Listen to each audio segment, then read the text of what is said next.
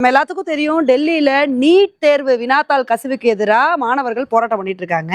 இந்த ஒரு போராட்டத்தை பத்தி அண்ணாமலை அவர்கள் ட்விட்டர்ல ஒரு பதிவு ஒண்ணு போட்டிருக்காருங்க. அதுல அவர் என்ன சொல்லியிருக்காரு அப்படின்னா, நான் இதுக்கு முன்னாடி வரைக்கும் எப்பயுமே நீட் தேர்வுக்கு ஆதரவா தான் வந்து நின்றுருக்கேன். அதுக்கான காரணம் என்ன அப்படின்னா, நாடு முழுவதும் இருக்கிற மாணவர்களை சீரா ஒரே முறையில வந்து தேர்வு செய்யறாங்க பாத்தீங்களா. இதனால ஏழை எளிய மாணவர்களுக்கு கூட மருத்துவர் ஆகணும் அப்படின்ற கனவு நினைவாகும் அப்படின்றதுக்காண்டிதான் இந்த நீட் தேர்வுக்கு நான் ஆதரவா வந்து நின்றுருந்தேன். ஆனா எந்த ஒரு விஷயம் சீரா நடக்கும் அப்படின்னு சொல்லிட்டு நினைச்சோமோ அந்த ஒரு அமைப்பே இன்னைக்கு பெரிய தவறு வந்து பண்ணிட்டாங்க. நீட் தேர்வு வினாத்தாள் வந்து கடந்த 5 வருஷத்துல 3 தடவை வந்து கசிஞ்சிருக்கு. இது வந்து மாணவர்களுக்கு ஒரு பெரிய மன அழுத்தத்தை வந்து ஏற்படுத்திருக்கு. இது மட்டும் இல்லாம இந்த மாதிரி விஷயங்கள் தொடர்ந்து நடந்துமே கூட இந்த விஷயத்துக்கு யாருமே பொறுப்பேற்காம இருந்தது இன்னுமே மாணவர்களை கோபம் அடைய வச்சு அவங்கள வீதியில இறங்கி போராட வச்சிருக்கு. இவ்வளவு தூரம் மாணவர்கள் போராட்டம் பண்ணியுமே கூட மத்திய அரசு மாணவர்களோட கோரிக்கைய செவி சாய்ச்சி கேட்கவே இல்லை. மாணவர்கள் என்ன சொல்றாங்க, அவங்களோட கோரிக்கைகள் என்ன அப்படின்னு சொல்லிட்டு இறங்கி வந்து கேட்கவே இல்லை. அவங்க ஸ்டார்டிங்ல இந்த விஷயத்த பத்தி கேட்டிருந்தாங்க அப்படின்னா இந்த போராட்டம் இவ்வளோ பெருசா வந்து வெடிச்சிருக்காது.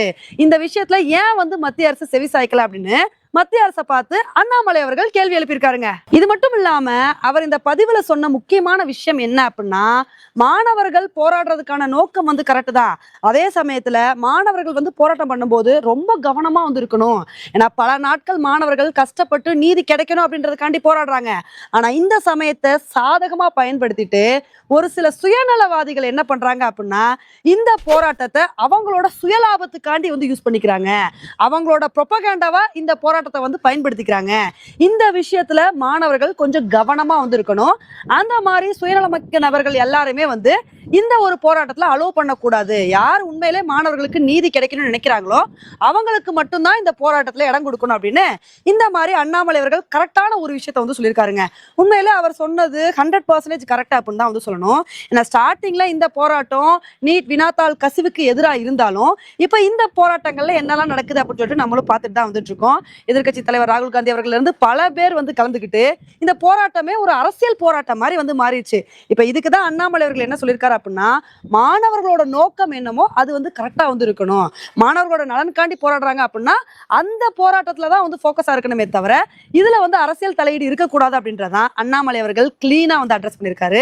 அண்ணாமலை அவர்கள் இப்ப மட்டும் இந்த விஷயத்துக்கு எதிராக குரல் கொடுக்கலங்க. Already NEET exam question paper வந்து லீக் ஆச்சு பாத்தீங்களா. அப்பவே அண்ணாமலை அவர்கள் இதுக்காண்டி ஒரு பதிவு ஒண்ணு போட்டிருந்தாரு. அதுல அவர் என்ன சொல்லியிருந்தாரு அப்படின்னா, NEET exam question paper leak ஆயிடுச்சு அப்படின்னு சொல்லிட்டு இப்ப திரும்ப நீட் எக்ஸாம் வந்து வைக்க போறீங்க.